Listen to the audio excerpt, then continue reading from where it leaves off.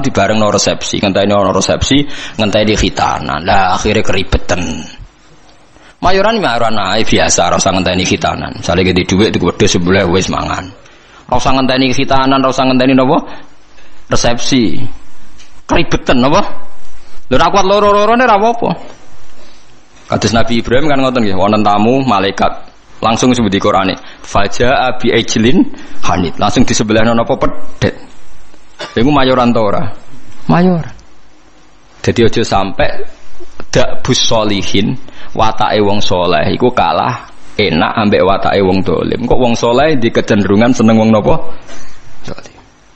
Ya aja terus nak terus mari ati mati. Selain ra kuat maksudnya karuan ora kuat tuh karuan sebab ora karuan. Mau sampean roh ben roh bahwa semua ini demi kalimat napa? Tauhid. Mulane mayoran dibakas jejer Ka'bah. Ngene iku ja'alallahul Ka'batal Baital Harama qiyamal linnasi wasyahrul harama wal hadiya wal qalaid. Terus zalika li ta'lamu annahu ya'lamu ma fis samawati wa ma fil ard. Mayorane wong Islam ndak ape-apa oleh paling ben roh nak kabeh nikmat iki minaw wa. Ya engko kembaline ilaw wa. Misale kowe mangan, wong Islam nak mangan ndak ape-apa ben kuat ibadah. Ndak ape-apa. Artinya kalau tauhid wis bener kok mangane ya ben kuat ibadah. Engko misale anak mbok jajakno seneng ben seneng ngaji. Ndak ape-apa. Wong saleh orientasine ndak ape-apa. Misale anak mbok jajakno seneng, engko ben seneng ngaji. Lha iku jenenge walakin jihadun wa niyatun. Ujung-ujunge niatem iki sing mengawal prilakune Nah, dadi mbok jajakno enak tapi niate ben seneng ngaji. Dadi kula suwun mulai saniki bojomu servis ben seneng ngaji. Lah wis kliwat yo, cara watakmu kan wis. Nak bojo kula dereng kliwat, mulai pertama rapi tak ngandani. Piye wae aku sok ben ade anak, kowe langsung nomor 7, wis ra iso ditawar. Piye wae ke anake wong iku anakku, wis ra iso mbok tawar. Tak tanam tenan.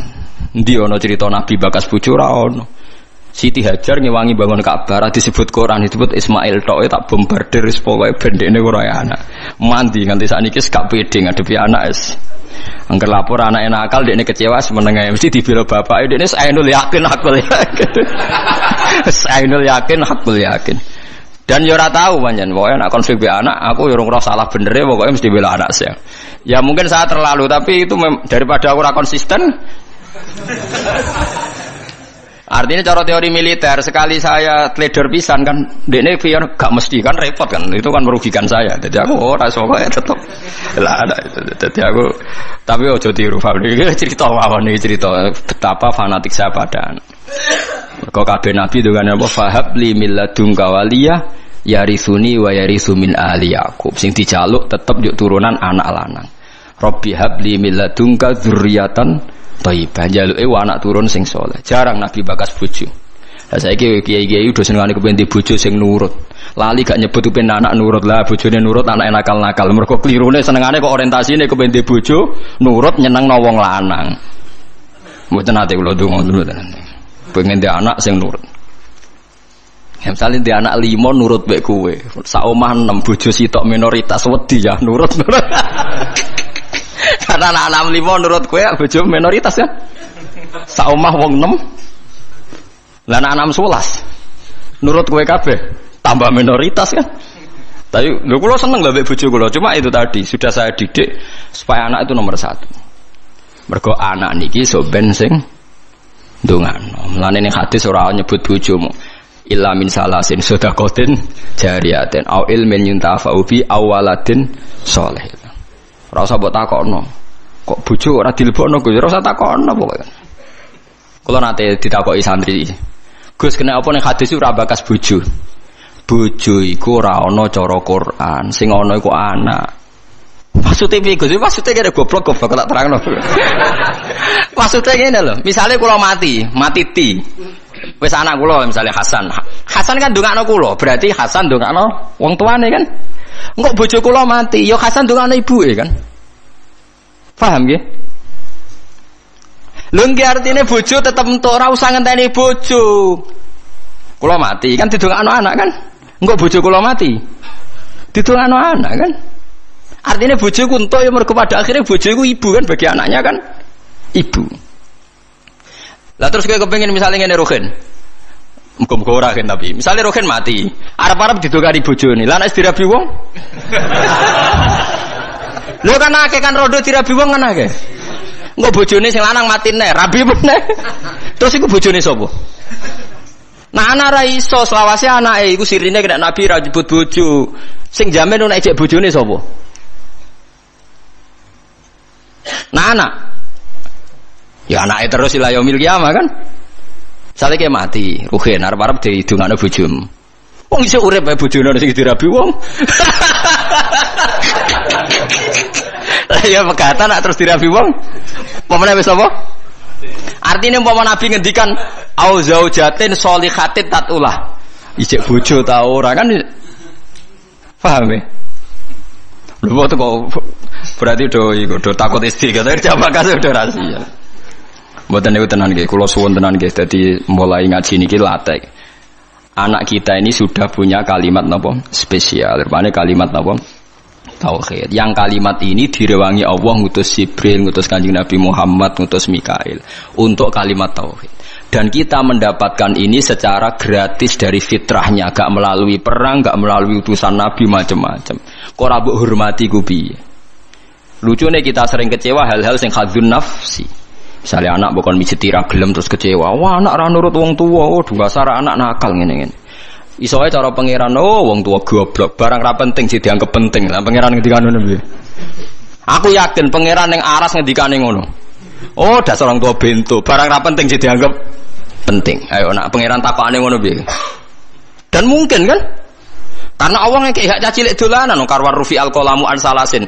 Wong telu ora kena dihisab. Cacilik nganti balik ayo jelas dijamin hukumnya pangeran. Ora kena disalahno. Pangeran sing pangerane ra iso nyalahno perkarane wis dijamin. Cacilik ra salat pangeran nyalahno ta ora? Mboten kan? Cacilik udo pangeran nyalahno ta ora? Mboten kan? Kowe trimo bapake. Aku yakin wong tak omongi ngono do guyu. Aku yakin pangeran ning aras ngendikane kowe wong tua goblok. Barang ra penting jadi dianggap apa? Tengok. Sore Gus ra gelem wadus bocah kok cara pangeran ora penting. Akhirnya mulai rubah. Bareng rubah sing anakku teperan akal anak jiran bedok kaya ora ngono. Pokoke iki ajaran iki tanamno. Tapi mulai do mikir, mulai populer aja lho, mulai populer. Tapi kula ndak tahu apa orang-orang itu ngenyek saya apa setuju ndak tahu. Tapi mulai dadi guyon. Jogeman nyentak anak cara Gus Pak mari kualat. Tapi wong tuwa aja nyentak anak mari apa? Kualat jare Gus Pak. Maksudnya apa ngenyek apa setuju ra roh. Tapi mulai mikir, yang jelas yo ketoke mulai dipikir. Tapi insya Allah sesuai sudah setuju. Insya Allah lama-lama ngerti bombar virus itu contoh-contoh sesuai anak apa? Setuju. Nak kula setuju dini, kula pun setuju dini. Ke sarah kula nggih hadise gini kok anak soleh sing ndongakno. Para nabi ngene apa wa ja'alaha kalimatam baqiyatan apa fi aqibi. Mulane Nabi Isa iku ora iso afdal kaya Nabi Muhammad. Mergo boten gadah dzurriyyah, mergo boten gadah napa? Dzurriyyah. Dadi termasuk beja-bejane tiyang niku sing gadah napa dzurriyyah. Nah soal sampean mikir engko nang dzurriyahe nakal-nakal ngene. Wis ta, selagine aja ana kalimat tauhid ki aja bakas nakal nemen-nemen. Semoga-moga disepuro pangeran. Piye wae wong sing lafal tauhid duwe alasan disepuro pangeran. Senajan to tahu salah. Nah kalau enggak percaya baca di kitab Tobaqatul Auliya yang dikarang Imam Sya'rani. Beliau kalau nafsirkan ayat ini begini yang sering sampean pakai tahlil. Fa'lam annahu la ilaha illallah wastaghfir li dzambika walil mu'minina wal mu'minat. Niku dawuh Hasan Asadili nak nafsiri ngeten. Fa'lam annahu la ilaha illallah wastaghfir bidzalikal kalimat. Setelah kamu tahu la ilaha illallah, mintalah ampun karena kalimat itu. Karena siapapun yang lafadzkan kalimat itu, mbok dosa kaya apa mungkin disepuro. Karena berarti dekne gak musyrik. Beda ambek wong dosa gak duwe kalimat iku, neraka selawase lawas. Mergo innallaha la yaghfiru ayyushraka bihi wa yaghfiru ma duna dzalik. Saya itu sampai nangis maca kitab. Jadi kalau pahalane nggih oleh Hasan Sane. Fa'lam annahu la ilaha illallah wastaghfir li dzambika bitil kal kalimah. Artinya siapapun yang sudah kadung lafaz la ilaha berhak disepuro. Buktine apa sing ra nglafadzno iku ora iso disepuro kan karena dianggap syirik. Artinya kalimat iku wis digja ya wis napa? Digja ya. Artinya anak-anak selagine di tauhid kok salah-salah lah mungkin disepuro mergo barokah kalimat tauhid. Mergo sing ra iso disepuro sing duwe dosa syirik. Artinya sing lafal la ilaha illallah ora napa syirik. Mulane dari Hasan Sadali wastaghfir dzambika bitil kalimat. Paham ya bitil apa? Kalimat. Karena tanpa kalimat itu dosa kita tidak bisa napa diampuni. Karena kita berarti di dosa napa syirik. Artinya kena bayang anak putumu sampai nakal-nakal koyo bapake koyo bae misalnya kan berarti lah jong pokoke kowe tak titipi kalimat napa tauhid. Lah liwat titipan kalimat iku wis iso disepuro. Lane fata amal dari jari Hasan Sadali maka harus kamu angen-angen ini karena sak paket kan fa'lam annahu la ilaha illallah wastaghfir li dzambi bitil kalimat. Mulane urutan tahlil hak jenis bener. Sebutnya urutan tahlil biasanya ngawiti dalil fa'lam annahu la ilaha illallah. Mboten sing golek di sepuro bareng, no. Niku sing pokoke intine niku biniyati taqarrub, mari tahlil beda-beda. Kula nu tahlil Pasuruan yo ora paham. Tahlil Yogya ora paham, ning Rembang ora paham. Tiap kiai kok tahlile beda-beda, pembedarane alim opo piye yo ora roh. Lah kaya la ilaha illallah kalimatu haqqin 'alaiha nahya wa 'alaiha namun tak teng daerah kula wabiha. Nak teng mriki wa 'alaiha. Nak teng Pati wabiha. Teng Rembang wabiha. Wonten kiai sing genane wabiha wa 'alaiha. Pas ana sing biha 'alaiha. Nak logikane nggih biha tapi teng mriki 'alaiha ya. Sebagai kalimatu haqqin 'alaiha nahya wa 'alaiha namun wa 'alaiha nupas. Nah teng mriki wonten sing wabiha nupas. Nah kalau mimpin dalil ke wabiha genate waliha genate waliha wabiha genate lah. Jangan seneng tapi mimpin dalil ora krana kula napa-napa, seneng cepete. Mun nggih mboten usah maca kata-kata penting ikhlas warga mun mantep bae kula. Mun maca ping 7 mawon itu sebar wah tetes cepet. Wah, semua wong awam repot. Dilatih cepet, seneng cepet. Engko ya akhire ra eling pangeran. Dilatih suwi gremeng ya akhire ra eling pangeran angel. Ngate wong awam wis kadung angel. Lah iya nak dilatih suwi kok gremeng, akhire gremengi kalimat tauhid yo elek. Dilatih cepet ora seneng kalimat tauhid, seneng cepete. Lah yo elek meneh. Oh, dasar wong ora iso bener. Wes.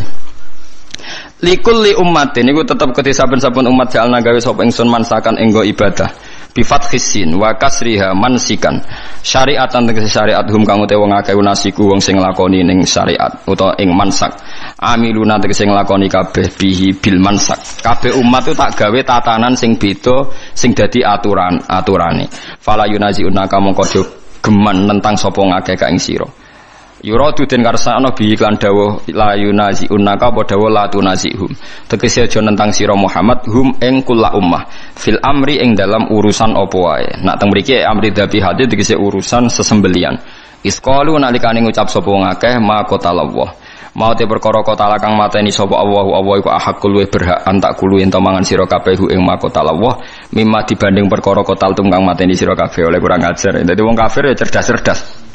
Mat, nak wedhus mati sing mateni sapa mat? Allah. Nah ana wedhus mati langsung lho, sing mateni sapa mat? Allah. Agamamu aneh mat, sing dipateni Allah langsung haram, sing dipateni lewat tangan manusa halal. Kudune sing mati langsung ku sing halal mergo sentuhan Tuhan langsung ngono. Ora kacer ta. Sing lha ya umpama logikane manusa iku kamu toleransi, logika itu kan masuk akal juga kan? Mergo sing dipateni Allah langsung kok haram, sing dipateni manusa halal. Iku aneh cara wong kafir napa? Aneh lah iki. Wis kacau. Mulane jare Kanjeng Nabi, jare pangeran ngendikane pangeran aja urusi mat cangkeme wong kafir ku. Perkara wis kadang wong kafir nak ngomong nggih masuk akal lah mulane iku digatekno cangkeme wong-wong iku. Watulan aja-aja sira ila rabbika maring pangeran sira ila dinihi tegese maring agamane Allah. Innaka satamne sira iku ala hudan ing atase petunjuk dine tegese agama mustaqimin kan jejeg. Wa in jadalu lamun maidu sapa ngakeh ka ing sira fi amridin ing dalem urusan agama fakul mongko ngucap sira Allahu ta'ala alamu dat sing luwih pirsa ta sing pirsa bima kan apa tak maluna kang lakoni sira kabeh fa yujazikum mongko males sapa hukum sira kabeh alaihi ngatasi mata malun wa hadza utawi iki ku qoblal amri sedurunge den perintah bil kita lan perang Allahu ta'ala yahkumu nguputungi sapa Allah benakum Allah sing gawe keputusan benakum ayyuhal mukminun wal kafirun yaumal kiamat ing dalam dina kiamat fima ing dalam perkara kuntum kang ana sira kabeh fi ing dalam ayu tahtalifuna sura sira kabeh bi ayakula gambare araf yen to tahtalifuna kang sulaya sira kabeh bi ayakula manane ikhtilafu bi ayakula gambare araf yen to ngucap sapa kulun saben-saben suci minal fariqa ini sanging kelompok loro khilafa qaulil akhar kelawan bedane pengucapan sing liya pokoke wong khilaf ku sementing asal beda. Alam ta'ala ana ta ora ngerti sira al-istifham fil takrir kono temen hukum annahu ing satuna wa ta'ala ya alam pirsa sapa apa. Mak ing apa wae fis sama ing dalem langit wal ardi lan bumi. Inna dzalika sak temene mungkon-mungkon kabeh. Kena apa Allah kok pirsa apa sing langit bumi mergo sedurunge digawe wis ditulis ning Allah napa mahfud.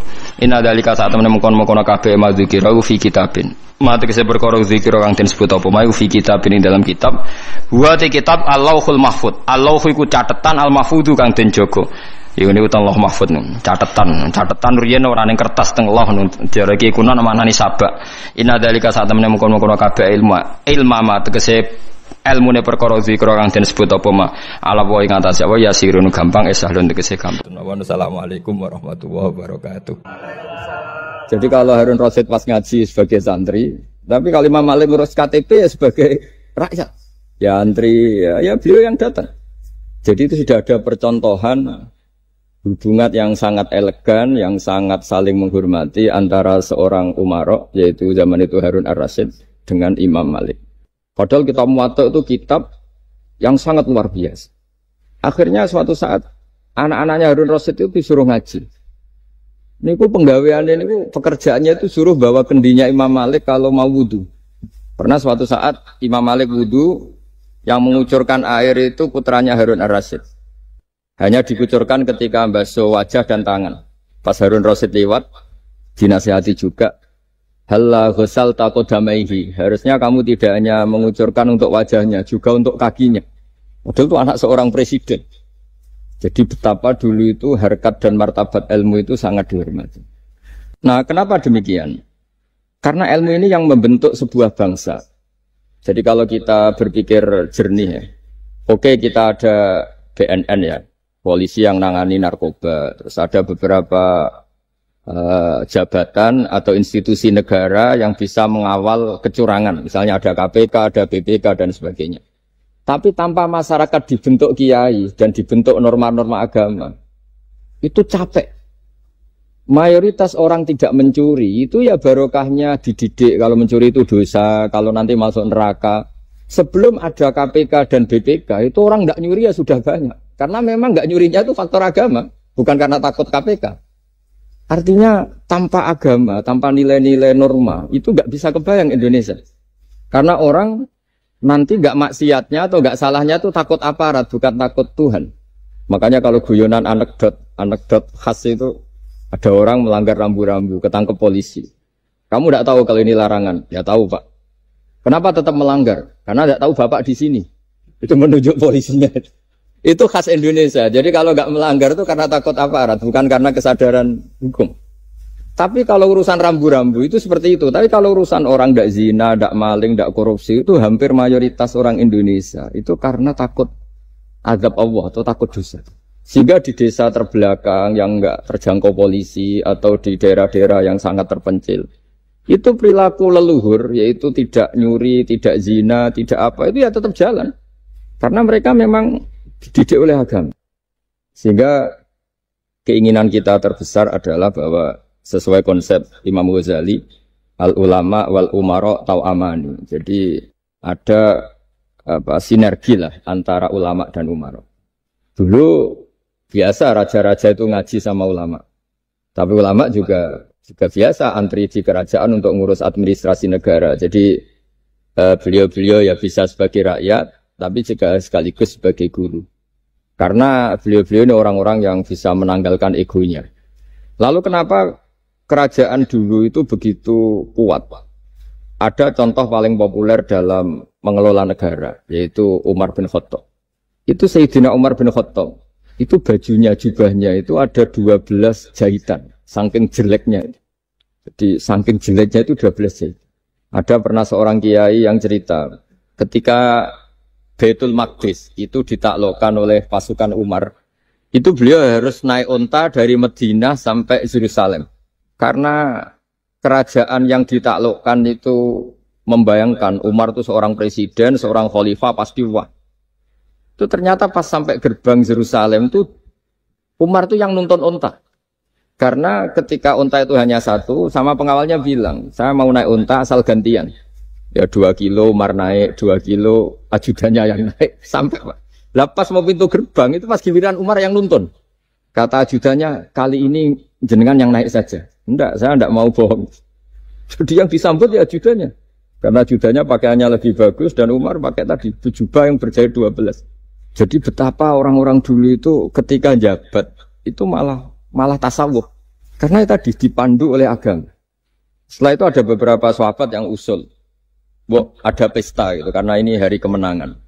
Kata Sayyidina Umar, Inna Allaha ta'ala ayyara qauman faqala adhabtum thayyibatikum fi hayatikumud dunya wastamta'tum biha. Di antara kritik Allah kepada orang-orang yang enggak benar adalah jatah kenikmatan kamu sudah kamu habiskan di dunia. Maka di akhirat sudah ada jatah.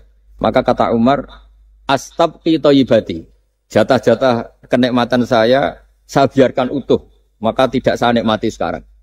Nah makanya ini saya sekaligus minta sama BUMN, pokoknya gak usah ngundang saya, ribet. Selain ribet ya soalnya ngaji saja. Saya ini jadi kiai itu ya bingung. Ya sering dihormati orang, dicucuk, kadang disangoni. Kalau kadang ya mikir, nak jatah kuntek terus piye. Makanya saya tuh ya sering ngebes, ya biasa saja hidup saya. Karena saya tidak ingin jatah saya ini habis. Tapi kadang-kadang orang itu ingin berlebihan menghormati kiai. Saya berkali-kali bilang, ketika ada orang menghormati saya itu yang repot saya. Yang menghormati benar karena menghormati kiai. Tapi kiainya yang masalah kan. Kalau tidak bisa ngelola hatinya jadi tamak, jadi ribet. Makanya ini kan, ya sudah saya tetap sebagai kiai ngajarkan ikhlas. Makanya guyonan di kitab-kitab dulu. Kalau ada orang cantik sowan kiai itu kata kiainya, saya yang bingung. Kamu melihat saya ibadah, saya melihat kamu masalah. jadi, tapi kalau kiainya agak soleh ya enak sama-sama seneng kan. Masalahnya kita ini soleh, paling enggak berusaha soleh. Ya jadi kalau Pak Aryo sowan sini itu dia benar, sudah sopan lah sama kiai, beliau pejabat sopan. Saya yang masalah kan. Misalnya saya ke Jakarta terus ingat Pak Aryo ingin difasilitasi, saya kan jadi repot. Makanya kemungkinannya kecil, kalau saya ke Jakarta tak hubungin itu kecil dan tidak perlu tersinggung. Saya selama ini ya sering ke Jakarta ya biasa. Saya hampir per 3 bulan atau 4 bulan datang ke pondoknya Pak Kures. Ya jarang hubungi pejabat. Ya sudah kalau mau ngaji aja. Nah kenapa saya menekankan ikhlas? Karena ini kan acara khataman. Di antara pokok dari ajaran Quran adalah wa ma umiru illa liya'budu waha mukhlishina lahuddin. Jadi kalau sudah berani beragama ya kita harus ikhlas. Dan saya berkali-kali bilang ikhlas itu mudah. Harus dilatih. Saya berkali-kali memberi analogi itu gampang sekali. Lama sekali kita bilang kalau yang putih itu putih. Lama sekali kita bilang yang hitam itu hitam. Itu tidak ada yang gaji. Kenapa kita mengatakan tembok ini putih? Karena memang putih. Kenapa orang mengatakan peci itu hitam? Ya karena memang hitam. Itu tidak ada yang gaji. Dan semuanya ngomong seperti itu. Tapi pas Anda ngomong Allah itu Tuhan, minta masuk surga. Pas hubungan dengan Tuhan itu selalu tidak ikhlas. Padahal kita biasa ngomong hakikat ini ikhlas. Kita ngomong tembok ini putih ikhlas, ngomong peci hitam itu. Pas ngomong kalau Allah itu Tuhan, minta surga. Padahal bedanya apa? Hanya sama-sama ngomong, mengatakan sesuatu yang nyata. Sehingga saya berkali-kali bilang, dan ini akan saya kampanyakan sampai saya mati. Di antara gejolokan Allah sama orang soleh. Jadi orang soleh itu nanti juga digojlok sama Allah. Kenapa kamu nyembah saya? Karena saya ingin masuk surga ya Allah. Yang satu ditanya, kenapa kamu nyembah saya? Karena saya takut neraka ya Allah. Berarti kalau saya tidak bikin surga, tidak bikin neraka, kamu tidak nyembah saya. Ya udah gitu, Gusti tempat nyembah jenengan. Tapi kadung keliwat alasannya itu. Makanya saya itu tidak pernah bilang ke anak saya gini. Kamu harus syukur karena bapak dapat pekerjaan. Tidak pernah saya. Kamu harus syukur bapak punya uang. Tidak pernah. Nanti syukurnya nunggu bapak punya uang. Kalau nggak punya uang nggak bapak ribet. Maka ini yang bupati, yang pejabat tidak usah syukuran. Syukuran bapak naik pangkat, bapak direktur BUMN. Nanti kalau enggak sudah pensiun, sudah syukurnya hilang. Nah, karena ini kan ngaji sama kiai, ya saya ajarkan khas kiai. Saya sampai sekarang ya tidak nikmati kebesaran nama saya atau apa. Karena tadi memang harus dilatih. Kalau kita bisa mengatakan putih itu ikhlas, tanpa tekanan, tanpa imbalan. Kenapa pas mengatakan Allah Tuhan harus minta surga? Padahal Allah itu tetap Tuhan meskipun tidak menciptakan surga dan nah dari pemahaman seperti ini, para mufassir itu tahu kualitas kalimat fattaquni ya ulil albab. Takutlah kepada saya. Jadi kualitas kata fattaqun naro sama fattaquni itu bagi orang-orang hakikat lebih takut kalimat fattaquni. Kata orang-orang tasawuf neraka itu nanti, itu pun kita tidak mesti masuk. Tapi kalau Allah sekarang pun sudah ada. Jadi kalau cara berpikir orang tasawuf gini. Ini karena Pak Bima mesti gak pernah belajar tasawuf, karena belajarnya nyari uang. Gitu. Makanya ini tak ajari cari tasawuf. Tadi sudah tak gojlok. Harus ngapalkan Quran. Katanya. Kalau cara berpikir tasawuf itu gini. Surga dan neraka itu muajalah, itu nanti. Kamu nyembah Allah ingin masuk surga. Takut menghindari maksiat atau takut sehingga tidak maksiat karena takut neraka. Dan surga itu simbol ridhonya. Neraka simbol bencinya, suktunya Allah. Terus kata orang-orang tasawuf cara berpikir, Allah itu sudah ada sekarang. Mulai dulu sampai sekarang Allah sudah ada. Kalau Allah sudah ada, berarti Allah sekarang ya bisa berstatus ridho ke kamu, atau berstatus benci ke kamu. Kenapa takutnya nanti? Wong Allahnya sekarang kok takutnya? Ya sekarang juga. Kamu harus amal tuh nakdan. Nakdan tuh cash. Allahnya ada sekarang, ya ibadahnya harus ada sekarang. Makanya kata orang-orang tasawuf, andaikan Allah tidak bikin surga atau neraka, ya saya tetap nyembah karena surga itu simbol ridhonya. Bahwa surga itu nyata ada, ya nyata ada. Dengan segala fasilitasnya itu nyata ada. Tapi bahwa surga itu tetap kamu masuk surga karena cari ridhonya Allah. Kalau Allahnya sudah ada, berarti ridhonya sekarang sudah ada. Harus kamu cari sekarang, jangan nanti. Sehingga kadang-kadang orang yang ingin masuk surga itu ya kelasnya kelas amatir. Masyhur itu. Ada seorang wali masuk surga ketemu Allah ditanya. Karena wali ini biasa mensafaati murid-muridnya. Ya Allah, kenapa murid-murid saya tidak kelihatan sowan jenengan? Murid-murid kamu ingin masuk surga karena ingin makan enak, punya bidadari cantik-cantik itu di sana. Tapi mereka lupa saya. Jadi akhirnya di surga tapi nggak ketemu Tuhan. Karena inginnya ya sudah trauma punya istri jelek, cerewet. Banyak loh orang yang masuk surga itu yang agak kacau. Enak sudah surga. Nanti di sana nggak usah sholat, nggak usah puasa. Jadi sholat yang sekarang nggak ada problem. Jadi banyak itu orang-orang Islam yang Islamnya mungkin imannya amatiran. Wah enak masuk surga, nggak ada subuh lagi, nggak ada puasa lagi, bebas. Oh, itu kan kurang ajar betul. Jadi ibadah itu dianggap problem. Bandingkan di cerita dunia wali itu ada wali bertanya gini, ya Allah apa di surga itu ada sholat? Ditanya sama Allah, kenapa kamu tanya gitu? Kalau tidak ada sholat mendingan saya tidak di surga. Dia tidak bisa membayangkan ada kenikmatan di atas sholat. Nah kalau jangan kan nggak bisa membayangkan kalau di surga masih disuruh sholat. Sampai sekarang aja kita tahu berhentinya sholat itu kapan. Kalau sampean tanya gitu, kalau ingin berhenti sholat nggak wajib, majnun. Jadi orang gila langsung nggak wajib. Jadi artinya harus dilatih ilmu-ilmu tasawuf seperti ini supaya hidup itu nyaman. Hidup itu nyaman. Dulu Pak Imam ini ada Pak PJ Rembang. Itu dulu ada seorang raja didatangi ulama. Gimana cara saya tidak nikmati jadi seorang raja? Ulama itu nasihatinya gampang. Dia omongin gini Pak Aryo. Pak Raja, kalau kamu di Sahara, di padang Sahara, kemudian Anda kehausan. Kalau tidak minum satu gelas air, Anda mati. Apakah? Terus kemudian yang punya air bilang gini, kamu tak kasih air, tapi syaratnya kerajaannya kasihkan saya. Kamu kasihkan apa milih mati? Wah ya milih dikasih air.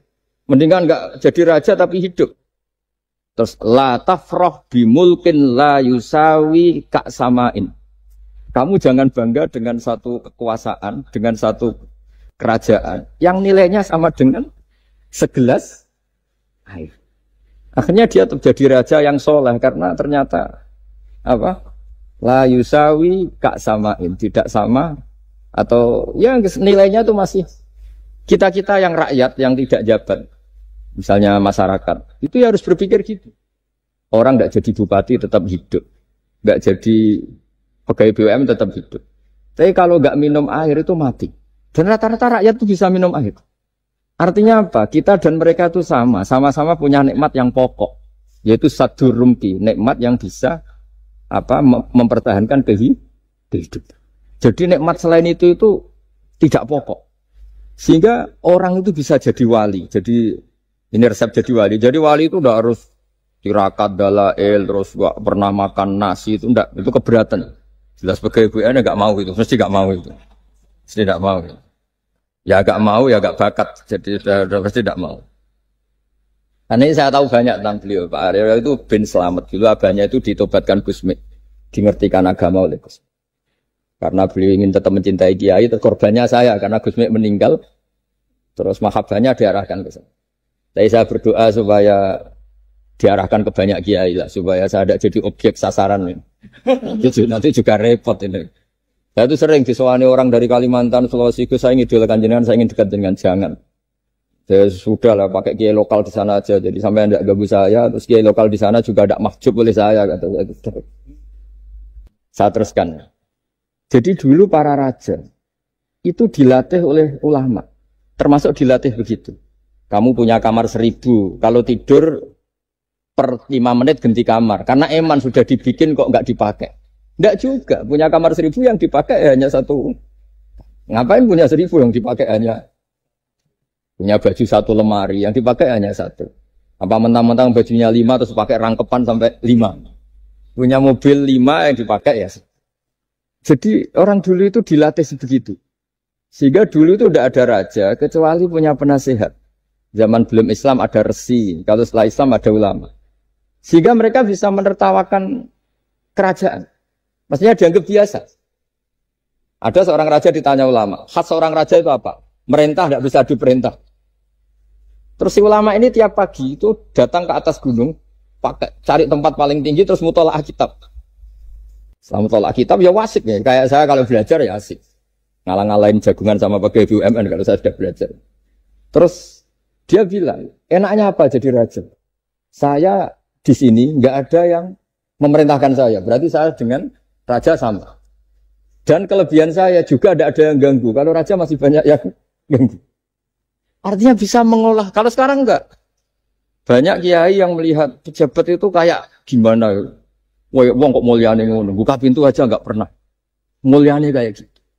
Yang jenis ini dia rugi. Sudah iri. Enggak punya kenikmatan sendiri. Ulama dulu itu bisa mengelola kenikmatannya sendiri. Dengan cara seperti itu. Makanya masyhur Sayyidina Ali itu kalau malam. Itu diantara sebab beliau tambah dekat sama Allah. Itu diantara wiridannya itu bukan kayak wiridan kita itu enggak. Wiridannya begini. Ya Allah, kafani izzan antakuna li robban, wa kafani fakhran an akuna laka abdan. Saya sebagai manusia ini sudah sempurna. Punya Tuhan engkau. Tuhan yang maha dahsyat, maha top. Kayak apa nyesalnya saya kalau punya Tuhan yang hanya sebuah batu. Hanya pahatan batu. Atau Tuhan yang mati, atau Tuhan yang kelaparan. Wa kafani fakhran an akuna laka abdan. Dan saya ini bangga karena jadi hambamu. Jadi orang dulu itu nyembah Allah itu tidak harus dengan kalimat subhanallah akbar. Tapi punya kesimpulan yang menjadikan mereka ini nyaman dengan Allah. Abu Yazid Al-Bustami itu diangkat jadi wali setinggi-tingginya. Itu diantaranya, kalau wiridan bilang gini. Ya Allah, kenapa engkau ngasih makan saya? Ini aneh. Kenapa engkau ngasih minum saya itu aneh. Di mana-mana orang memberi itu ada kepentingannya. Misalnya majikan, bayari karyawan karena ada kepentingannya. Malah kalau di fikih itu agak absurd. Fikih itu hubungan suami istri itu agak kacau kalau dalam fikih. Lelaki itu tidak wajib nafkahi istrinya kalau tidak ngasih. Jadi kayak agak-agak transaksi. Dan istrinya punya hak nggak mau diajak kalau nggak dikasih nafkah. Jadi makanya dulu Mbah Mun kalau ngajar saya fikih itu ngajari wong perhitungan. Jadi maksudnya wong ambek bojo kok perhitungan. Tapi di mana-mana hubungannya orang tuh begitu. Wong kenal kiai, nak orang loro kiai diatur ngene iki ora marem. Singkat cerita Bu Yazid itu, ya Allah engkau zat yang luar biasa. Engkau tidak butuh saya tapi ngasih saya. Ini fenomena aneh. Di mana-mana orang ngasih itu ada kepentingannya, apalagi pilkada. Wah, itu tambah banyak kepentingan. Artinya dia bisa mensifati Allah dengan cara yang enggak kebayang orang lain. Allah itu tidak butuh kita. Tanpa kita sudah jadi Tuhan, tapi ngasih kita. Apa ya Allah alasan kau mengasihi saya? Engkau tidak butuh saya. Di mana-mana orang ngasih itu kan karena butuh. Misalnya kamu ngasih anak, apapun alasan ikhlas Anda ini karena nyaman. Anak ini menjadi hiburan. Tetap seneng ya. Ada unsur kamu itu dapat timbal balik, setidaknya seneng. Atau ngasih rival politik kamu, setidaknya ya karena safety lah kata tadi Pak Ari. Bergabung tak teman-teman. Pokoknya ada kepentingan. Tapi Allah ini zat yang nggak punya kepentingan, kemudian tetap ngasih. Dari